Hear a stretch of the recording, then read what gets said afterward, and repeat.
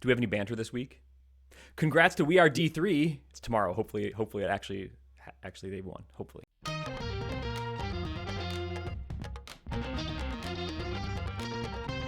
Welcome into another D3 Datacast here on YouTube, or an audio version wherever you like to get your podcast, Matt, not behind a streaming service paywall.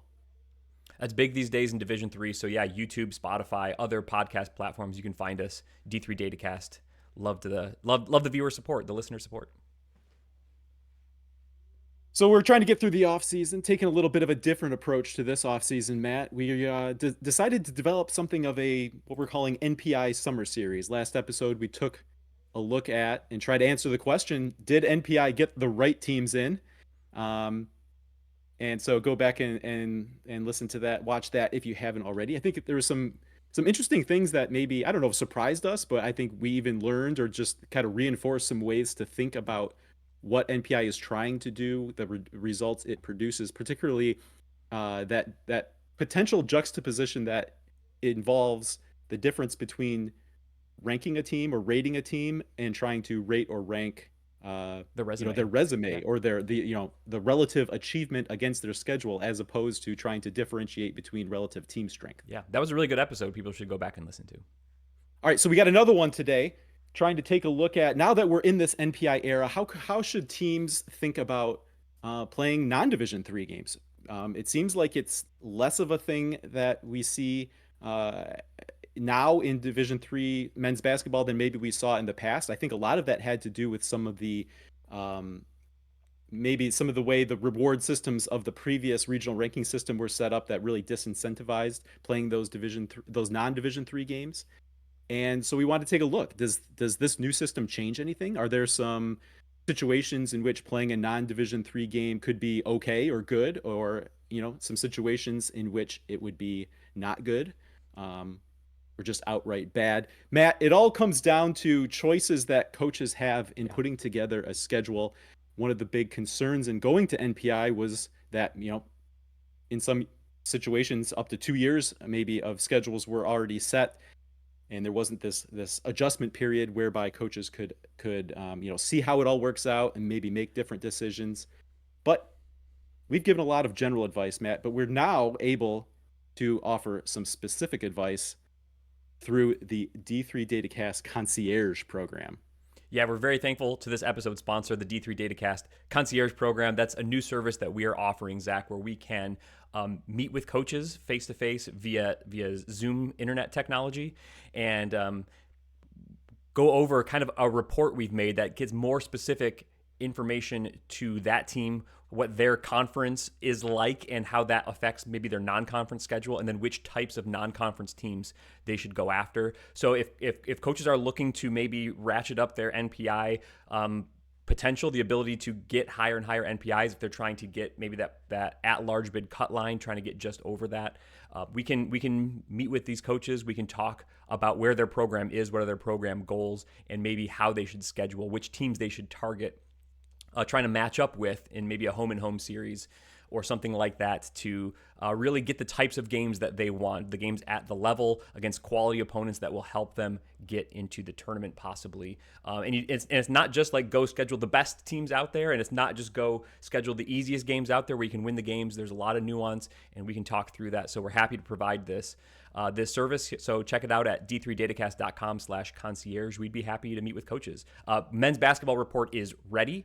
Women's basketball report is very, very close to being ready. And actually, by the time this episode drops on Monday, Zach, that might be ready as well. So we're going to have lots of information for both gendered sports coming up real soon.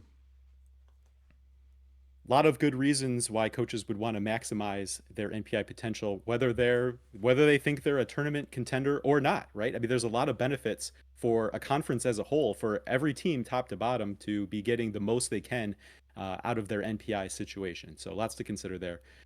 Of course, the way NPI works, only games between Division 3 opponents or between Division 3 teams really counts in that. But this episode is about what happens when a Division 3 team decides to step outside of Division 3 competition.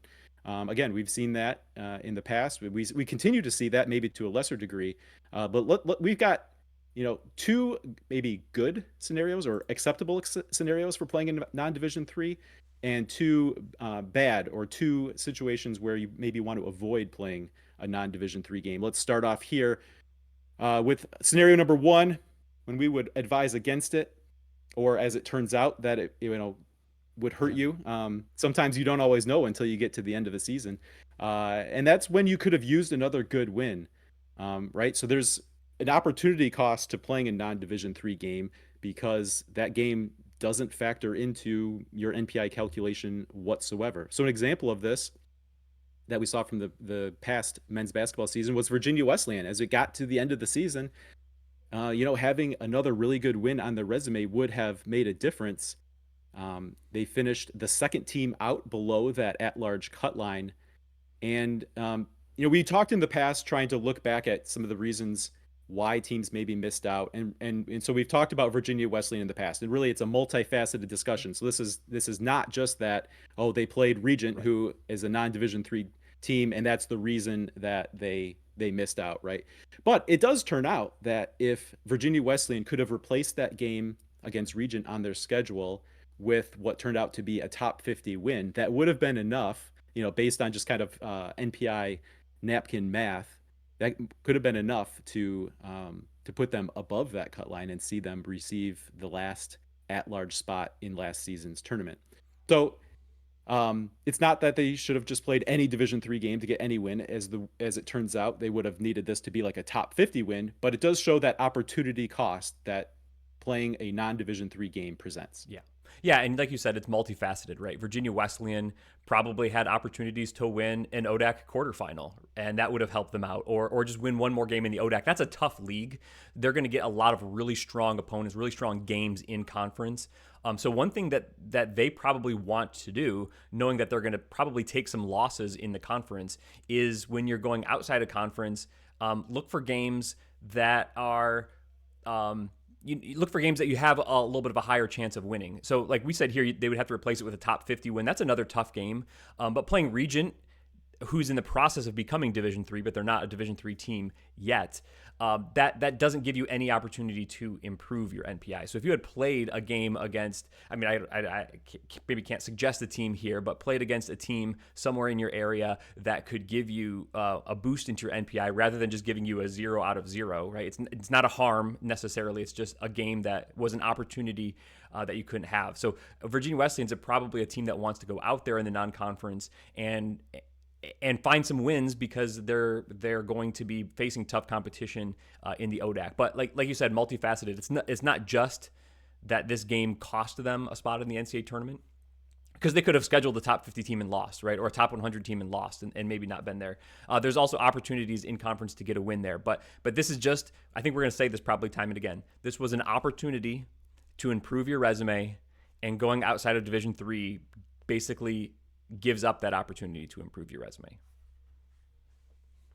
Yeah, and I think one of the differences, again, talking about it being multifaceted, is that Virginia Wesleyan, with the really good games they play in conference, also tend to always play Christopher Newport, some of those area C2C teams that are, good games to get.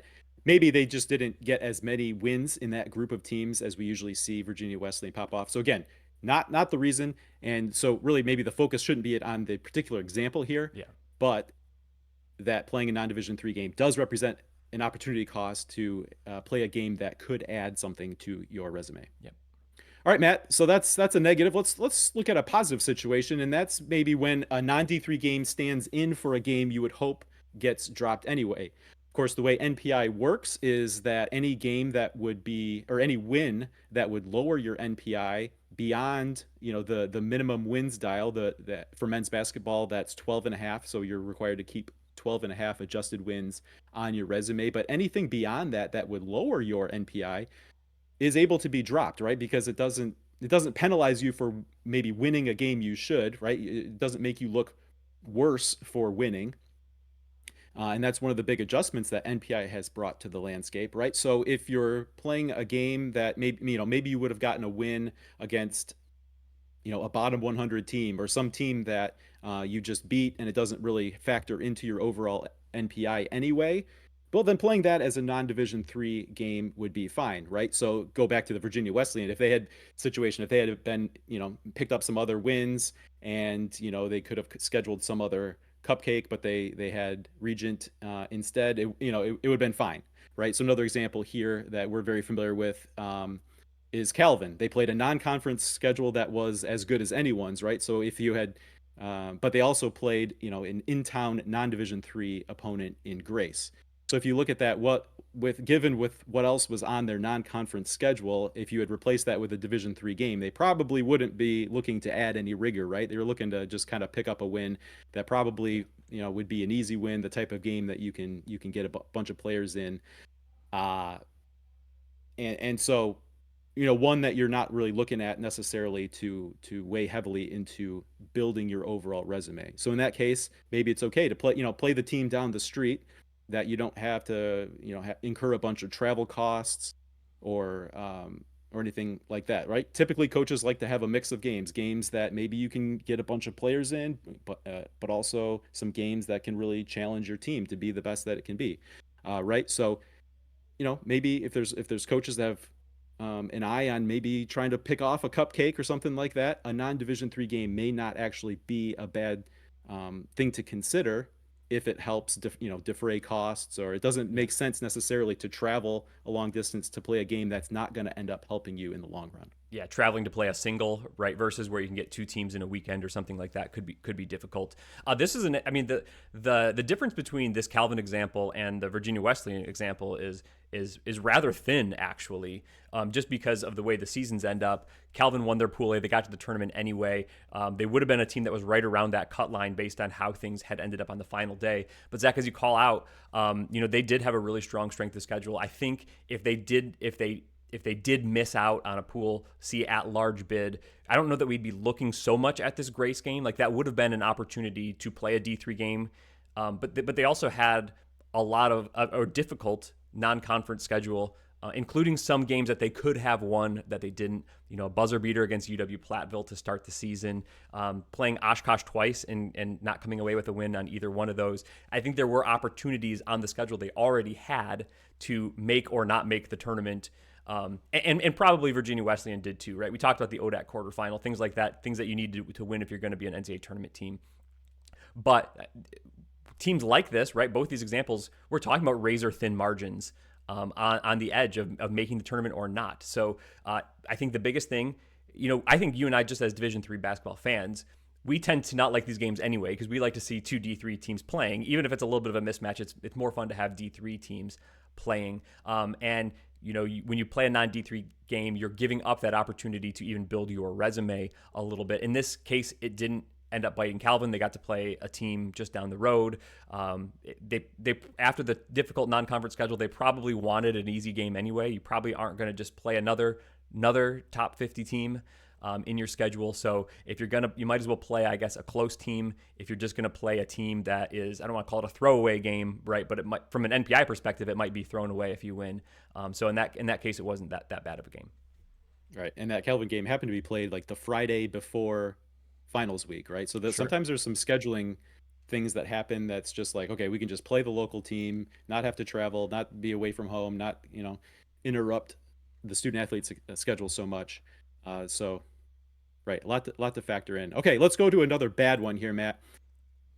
Probably don't want to be looking at playing non-division three games when the bottom of your conference is especially bad, right? So conferences that get weak at the bottom means those teams that have potential at-large dreams are basically locked into a bunch of those type of games that they want to see dropped from their resume, right? Yeah. So then they got to use that non-conference schedule to really go out and get the type of games that maybe teams that are in better conferences have just built into their schedule. So an example of that would be Chatham, Matt. Last year they had a 22-4 overall record, and while they did get into the tournament by securing the automatic qualifier out of the pack, that 22-4 record left them no margin for error. Essentially, the four losses was all they could have taken. If they had taken a loss in that pack Yeah. final, they would have been out. So just looking at some of the numbers there, they have 5 conference opponents ranked in the NPI, between number 298 and number 351 last year. That's 10 games, 10 out of 25 well, or 26, 27, depending on conference tournament games, that even with wins, right, have low enough opponent NPI values that even with a win, it isn't going to be enough to really build a resume that is that takes you to an average above where we see an at-large cut line, uh, built, right? So if you're keeping those games, if you're having to keep those games, that they hurt your chances, even if you're winning, right? Because those teams are so lowly ranked. Um, so as we've talked about, the opportunity cost here is they need to really use that non-division three game to go out and schedule, maybe not even a top opponent, but someone who that you expect would be able to help your resume if you're able to get that win. Yeah. If you need above, let's say, a 61 or a 62 to be at large viable in an NPI sense, if you play an opponent or you have a bunch of opponents in conference that are only going to give you a 55, 56, 57 NPI, you would love to drop those games when you win it. One of the good things about NPI is it lets you drop games that hurts you. You're not being judged so much on who are the bottom teams on your schedule. But in men's basketball, you have to keep 12 and a half of those wins. In women's basketball, you have to keep 15 of those wins. You start to run out of opportunities to drop games when you have so many of these already on the conference schedule. So a team like Chatham doesn't want to give up. Carlo is another team who's in the process of becoming Division III. They will count in a couple of years, but they don't count yet. It's not the type of team that Chatham wanted to play if they wanted to be at large viable. If they were thinking they were kind of in that realm, they wanted to play. Again, it doesn't have to be a top team. It doesn't have to be a top 50 team. You're probably talking about a top 100 to 150 team somewhere in there that could still contribute at least above what these 298 to 351 teams are contributing. Better teams on your schedule allow you to replace some of these really bad wins. If your conference is dragging you down or giving you a lot of games you want to drop, you want to replace those wins with better wins, hopefully like kind of at-large quality wins on your resume somewhere to build that up. And you take on some risk when you do that because you're playing a decent to good team. But if you're going to be, you can't get into the at-large picture and say, well, we didn't want to play anyone tough. Like you have to play tough. That's part of the system. This could have ended up really costing Chatham if they didn't win their AQ because they would have maybe been dragged down by that conference schedule and then giving up an opportunity like this in non-conference. Schedule quality, schedule or conference quality, conference strength, right? It means for some that they know they're locked into a bunch of really good games.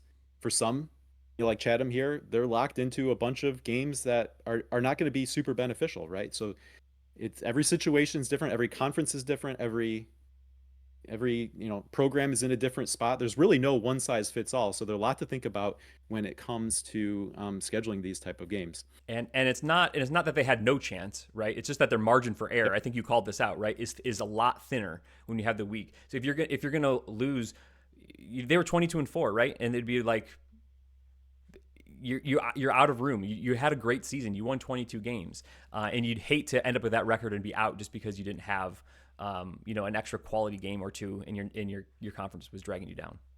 Yeah, right.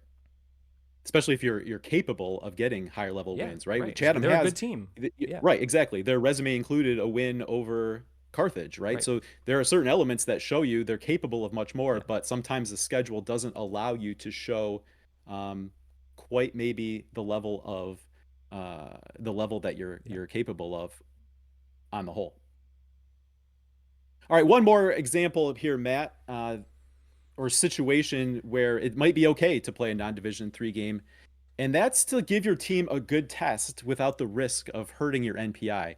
Now, I'll say we're labeling this one good, but as we go through it, it would be easy to see why, as a Division three basketball fan, I don't necessarily think of it quite as good, because this takes away from maybe the kind of games we like seeing as fans. And so basically, this is we're calling it good because even with a loss to the NPI number one team, that will come with an NPI game value that takes you below where you expect an at-large cutoff line to be, right? So kind of the opposite side of the coin we talked about with Chatham getting some wins that even though their wins aren't going to help them, right? So here with NPI, there's no such thing as a good loss. There's no loss that's going to give you an NPI value on your resume that's going to contribute meaningfully toward being around that at large. Now, that's not to say that a good or high ranked loss won't hurt less. It does hurt less. It just isn't going to help you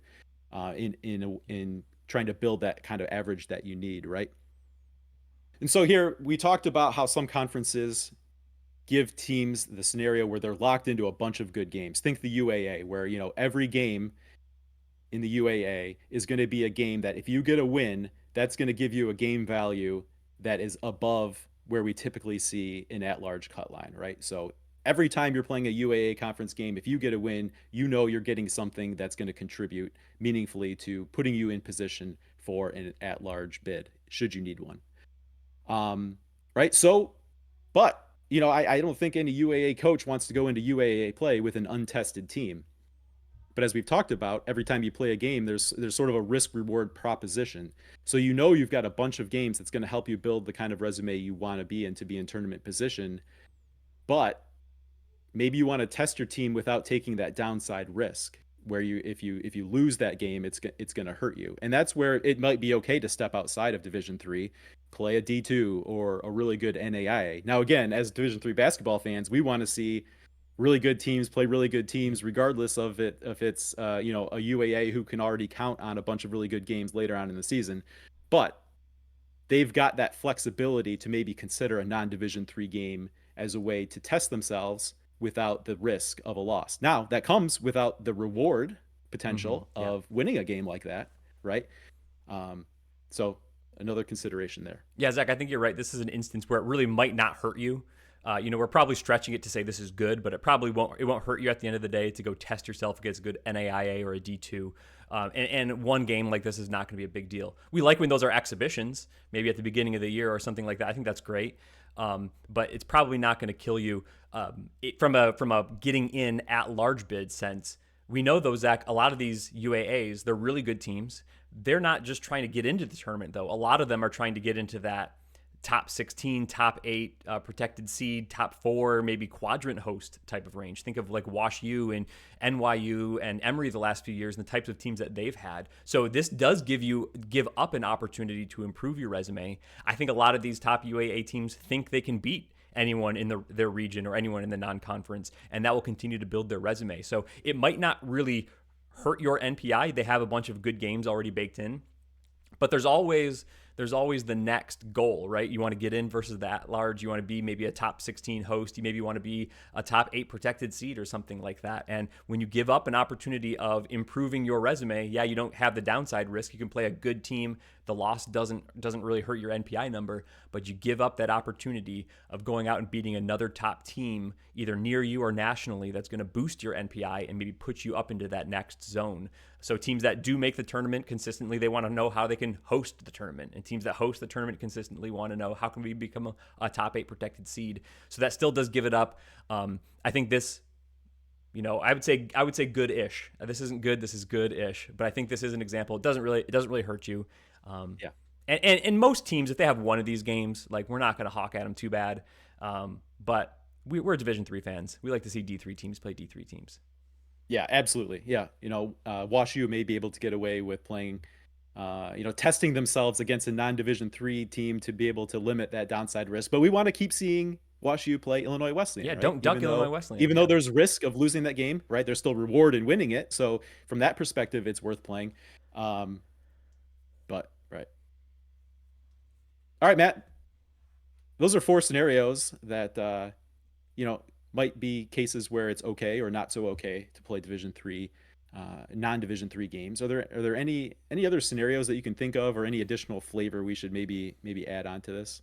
Again, I would say as Division 3 basketball fans, I'd want to see D3 versus D3 in every single game.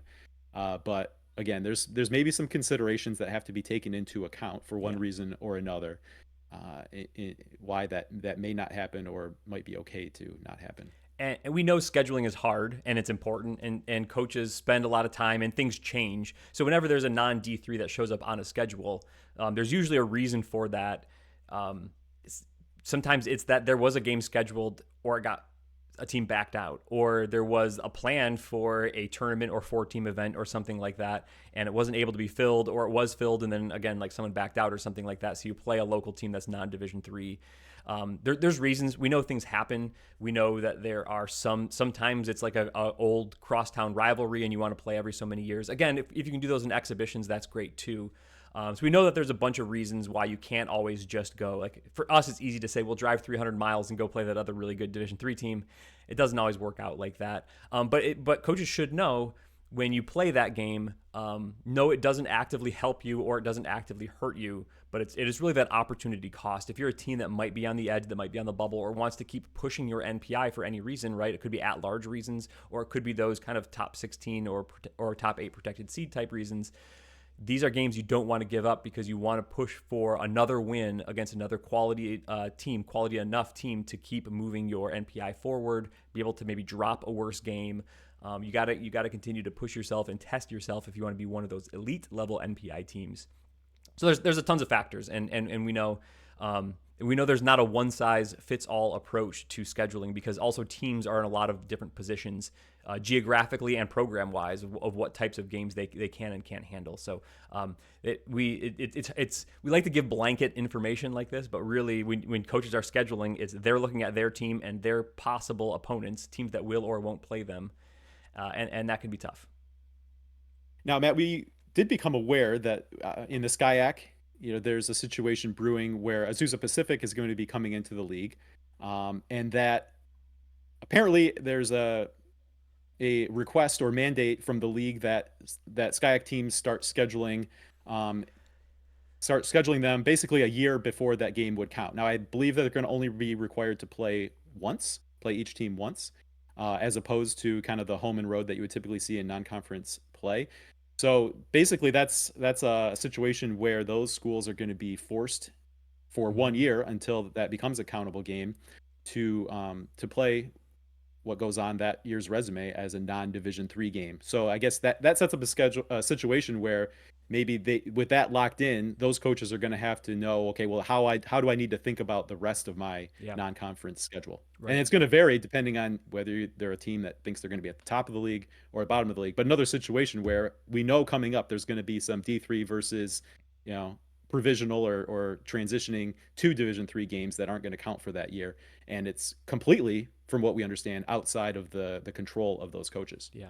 And one thing I don't think we specifically mentioned is that playing a non-Division three game or a non-countable Division three game makes the rest of your schedule, each game, a little bit more important. So instead of each game being 1/25th, it's 1/24th. It's not a huge change, but that means each win or loss is more impactful or will potentially swing your NPI a little bit more. Or if you're dropping like 5 games, then it's 1/20th. So having a non-Division three game on your schedule just makes all the rest of the games that much more, slightly more important or impactful for each individual game on your resume too. So you can overcome it. Sometimes, again, you're forced into it, but it might change what you want to do, or it might change the relative importance of those games on the rest of your schedule. All right, we'll leave it there for now, Matt. Let's get on to a mailbag question we have. This is a good one that came in for an off-season topic here from Ron Berger at rberger on X. Which coaches in new locations do you think will make the biggest differences in their new teams? All right, I have one. I'll go first, I guess. I was thinking of the change at Guilford. Tom Palumbo leaves. He's a legend at Guilford. Just had him in the Final Four a couple of years ago. And Jesse DeLoof takes over from Pitt Bradford. I picked this for stylistic reasons. Pitt Bradford was one of the highest tempo teams in Division III last year. Guilford, under Palumbo, was routinely one of the slowest tempo teams in Division III last year. So I'm just wondering, are we going to see a big difference in style for Guilford? Is this going to bring some fast-paced action to the ODAC, who are typically a slower type of league overall? So just interesting to see, is Guilford going to look stylistically that much different? My guess is yes, but I don't know exactly what style that DeLoof's going to bring to Guilford. Yeah, Jesse DeLoof was recently a guest on the QCast after accepting the Guilford job, and encourage everyone to go back, check out the QCast, listen to that interview. I definitely got the impression that that's what they're going to Yeah. do. So we can expect Guilford. We'll see if it happens right away or if it's kind of take a little bit of a transition. But expect Guilford to start looking more stylistically like Pitt Bradford did, which definitely represents a big difference. And I like that, Matt. I had another name that quickly came to mind, but we kind of came at this from different angles. I was thinking more in terms of kind of the program building success level um, perspective, and so I went with Sean Westerland, who unfortunately saw Bryn Athen decide to close their athletic department. Right, so he had done a great job taking, um, a team that was kind of at the bottom, quickly Yeah. took them to the top of the UEC, and now he finds himself at Penn State Abington, a situation where Penn State Abington's coming off a rough season, maybe very similar situation or spot as he takes over to where Bryn Athen was. So I think very much the track record is there. So I expect a big difference as he gets that program up to speed, up to his standard that he set at Bryn Athen, and Yep. certainly the track record's there. I think we can expect to see it. And I, so yeah, great. I, Good answer. I, I Yeah. like the way the question came in, right? Because it gave us the opportunity to kind of Hmm. evaluate it or think about it from two different perspectives. Yeah. Yep. Because I think there are a lot of really interesting coaching changes with the dynamics we see where coaches leave to take, whether it's a D1 or D2 Yeah. assistant job or a head coach job, right? It's not always that a program has a head coach opening because there's something wrong. It might be because something very right happened at that program, right? And Yeah. so that coach has moved up to a higher division, and it leaves a really good job open. I Yeah. think that there's a number of those situations that we see. So, um, you know, I think a lot of those programs are hoping to not see differences, Yeah. but some intriguing coaching changes and program transitions that will Yeah. be interesting to watch. Yep. For sure. All right, that wraps this one up. Entry number 2 into our NPI Summer Series. Let's get out with another word of thanks here to our supporters on the Patreon platform at patreon.com/D3Datacast. People who've chosen to support us and allow us to do what we do, have a lot of fun along with us. Yeah, we thank the support that we have on Patreon, patreon.com/D3Datacast. We have the Good Job Team $3 level and the Great Job Team $5 level. So thanks to everyone who has partnered with us. Zach, we've got August next month and September. Basketball season is going to be right around the corner here soon where we're going to ramp back up to an every week cadence. I can't wait for that. This next 2025-2026 season is going to be a great one for us. So thanks to all of our viewers out there, but especially those who have chosen to partner with us on Patreon. It's great to see all of the support that we get out there. All right, we'll be back probably in a few weeks here, Matt. Next entry in our NPI Summer Series. Until then, good job, team. Good job, team.